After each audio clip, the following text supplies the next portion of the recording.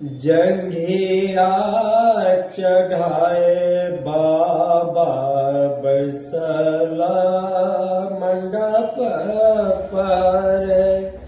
जंघिया चढ़ाए बाबा बैसला मंडप पर।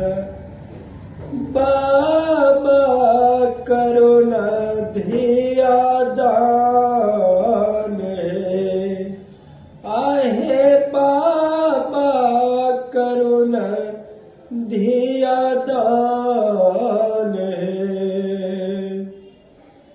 तो आप लोग को वीडियो कैसा लगा सपोर्ट करें, भैया सपोर्ट करा, चाची बहन दीदी लोग सपोर्ट करा। अश्लील से हट के गावे वाला के अपना आशीर्वाद दा। अश्लील से हट के लोकप्रिय विवाह गीत भजन गजल ये सब गावे के कोशिश कर रहा बानी। तरह सब से विनती बा, अगर वीडियो अच्छा लागल हो तो शेयर करा।